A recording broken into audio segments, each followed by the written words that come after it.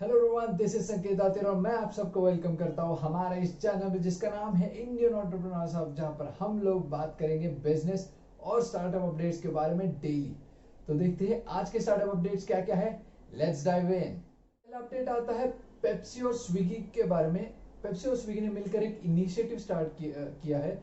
इस इनिशिएटिव के जरिए वो लोग रेस्टोरेंट इंडस्ट्री में जो भी वर्कर्स है उनको खाना खिलाने का काम करने वाले हैं।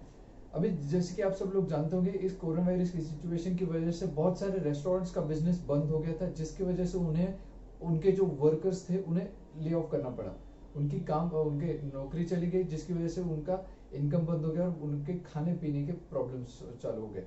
तो उसको सॉल्व करने का, उसको उन लोग वर्कर्स को थोड़ा सा हेल्प करने का ये इंटेंशन है इन दो कंपनीज का। और इस इनिशिएटिव के जरिए ये दोनों कंपनीज मिलकर उनको इनकी हेल्प करना चाहते हैं। तो अब ये काम कैसे करेगा? जब भी कोई भी कस्टमर स्विगी के प्लेटफॉर्म पर से एक ड्रिंक ऐड करेगा उनके ऑर्डर में, अभी वो ड्रिंक एक सॉफ्ट ड्रिंक भी हो सकती है, किसी सॉफ्ट ड्रिंक भी हो सकती है, आइस टी भी हो सकती है, पैकेट जूस भी हो सकता है, किसी भी तरह की ड्रिंक हो सकती है। जो भी कोई कस्टमर उनके स्विगी के प्लेटफॉर्म पर उनके ऑर्डर में ये ड्रिंक ऐड करेगा, उस ऑर्डर में से कुछ ना एक परसेंटेज पेप्सी इस इनिशिएटिव को डोनेट करेगा। इस इनिशिएटिव को पेप्सी और Swiggy national restaurant association of India के साथ मिलकर एग्जीक्यूट करेंगे पूरे नेशनल लेवल पर। पूरे इंडिया में इस इनिशिएटिव को एक साथ वो लोग एग्जीक्यूट करेंगे। और पेप्सी का ने एक और चीज की है कि उन्होंने सिर्फ ब्रांड तक रिस्ट्रिक्टेड नहीं रखा है, यानी कि अगर आप पेप्सी के प्रोडक्ट ऑर्डर करोगे तभी हम लोग ये करेंगे, ऐसा नहीं करा है उन्होंने कहा है कि कोई भी आप ऑर्डर करो, भले ही वो किसी भी ब्रांड का हो, आप कोई भी ड्रिंक ऐड करो अपने ऑर्डर में, हम लोग इस इनिशिएटिव को पैसा डोनेट करते जाएंगे। तो इस तरह से काफी अच्छा इनिशिएटिव है जो पेप्सी और स्विगी ने स्टार्ट किया है। उनके इंडस्ट्री में जो प्रॉब्लम्स है, उनके इंडस्ट्री के जो वर्कर्स थे उनको हेल्प करने का ये एक मॉडल की तरह से हमें देखना चाहिए। और बाकी सारी इंडस्ट्रीज ने भी कुछ ना कुछ इस तरीके के इनिशिएटिव्स चालू करने के बारे में सोचना चाहिए और बहुत ही जल्द इसके बारे में कुछ एग्जीक्यूशन करना चाहिए, क्योंकि पैंडेमिक की सिचुएशन की वजह से सारी की सारी कंपनीज प्रॉब्लम्स फेस कर रही है। और जो भी अभी ऐसी एस्टेब्लिश कंपनीज है, अभी पेप्सी, कोको कोला, ये सारी एस्टेब्लिश इन कंपनीज है, ये स्विगी जोमेटो इन जैसे एक्सटर्नल फंडिंग्स के ऊपर नहीं डिपेंड करते। वो लोग, उनके पास पहले से ही बहुत अच्छा सा कैश है, बहुत अच्छे से स्टैक्ड है और बहुत अच्छे फाइनेंशियल लेवल पर है। तो ऐसी कंपनीज ने आगे आकर हेल्प करनी चाहिए बाकी इंडस्ट्रीज के भी, और उनके इंडस्ट्री के जो वर्कर्स है, उनके इंडस्ट्री के जो लोअर लेवल के एम्प्लॉयज है, जिनका डायरेक्टली कंट्रीब्यूशन नहीं होता पर एक मेजर रोल प्ले करते हैं, ऐसे एम्प्लॉयज को उन्होंने हेल्प करने की कोशिश करनी चाहिए। तो देखते हैं आगे जाते हुए इस इनिशिएटिव के साथ क्या होता है। दूसरा अपडेट आता है बायजूस के बारे में। बायजूस अब इंडिया का सेकंड मोस्ट वैल्यूएबल स्टार्टअप बन गया है। बायजूस की वैल्यूएशन अब हो गई है $10.5 बिलियन।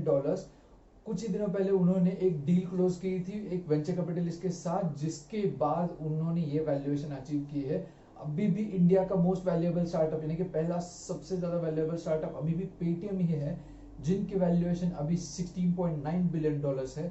पर बायजूस बहुत ही जल्दी आगे आ रहा है।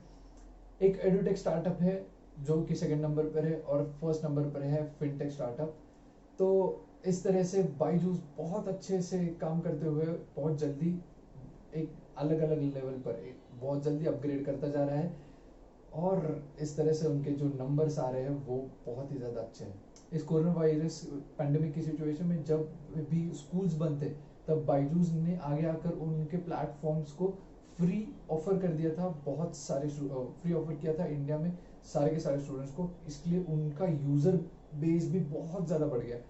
लगभग मुझे शायद जितना याद है, शायद से उनके प्लेटफॉर्म पर अराउंड 349% का राइज हो गया था अचानक से, जैसे उन्होंने ये ऑफर दिया था कि पैंडेमिक की वजह से स्कूल्स बंद है तो आप हमारे प्लेटफॉर्म पर आओ, अपने बच्चों का एजुकेशन कंटिन्यू करो। तो इतना ज्यादा ग्रो हो गया था उनका यूजर बेस। तो अभी धीरे धीरे ये हम लोग जैसे इस पैंडेमिक की सिचुएशन से बाहर आएंगे, धीरे धीरे स्कूल चालू होंगे, तब जाहिर सी बात है उनका यूजर बेस थोड़ा सा कम हो जाएगा, पर जितना भी कम होगा वो पहले की लेवल से बहुत ज्यादा ही होगा। कम भी होगा तो भी जिस लेवल पर वो पहुंचेंगे वो यूजर का नंबर उनके पहले के यूजर्स से ज्यादा ही होगा। तो इस तरह से उन्होंने लेवरेजिंग जो की है ब्रांड की, जो उनके कस्टमर्स की, वो बहुत अच्छे से उन्होंने एग्जीक्यूट किए और इसी की वजह से वो इस लेवल पर पहुंच पाए। इस इनोवेटिव माइंडसेट की वजह से वो इस लेवल पर पहुंच पाए।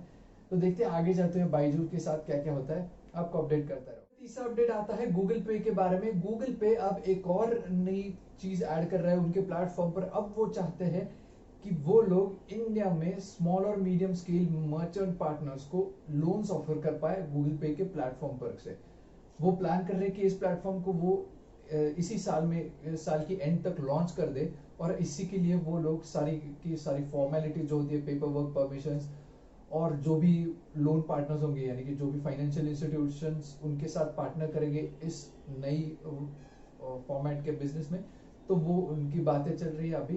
पर उन्होंने ये अनाउंस कर दिया कि हम लोग इस साल हमारे प्लेटफॉर्म पर, यानी कि गूगल पे के प्लेटफॉर्म पर लोन्स की सर्विस लाएंगे ही लाएंगे। तो अभी बहुत ही जल्द हमें ये भी देखने को मिल जाएगा गूगल पे के प्लेटफॉर्म पर।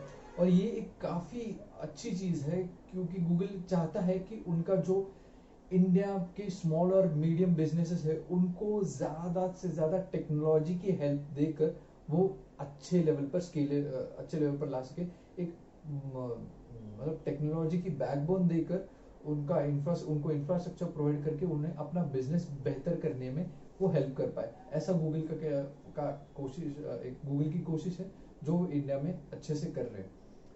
तो देखते हैं कब तक हमें ये लोन्स ऑफर हो पाते हैं गूगल पे के प्लेटफॉर्म पर, और अगर ये लोन्स ऑफर होते भी है तो कैसे इंटरेस्ट रेट्स होते हैं और किस तरह से ये सारा मैकेनिज्म काम कर पाता है।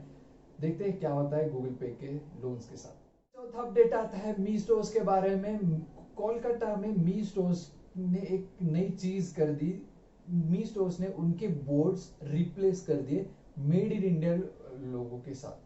यानी कि उनके जो मी स्टोर्स के लोगोस थे, बोर्ड्स थे स्टोर के ऊपर के, उन्होंने वो बोर्ड्स हटाकर उनके ऊपर मेड इन इंडिया वाला इस तरह का लोगो चिपका दिया। इस तरह से वो अपनी छवि सुधारने की कोशिश कर रहे हैं, क्योंकि अभी जाहिर सी बात है Xiaomi एक चाइनीज कंपनी है और जो चाइना के अगेंस्ट इंडिया में पूरा मूवमेंट तैयार हो रहा है, पूरा एटमॉस्फेयर तैयार हो रहा है एंटी चाइना, उससे बचने के लिए, यानी कि वो हेट्रेड से Xiaomi को हटाने के लिए, मी को हटाने के लिए उन्होंने ये कदम उठाया।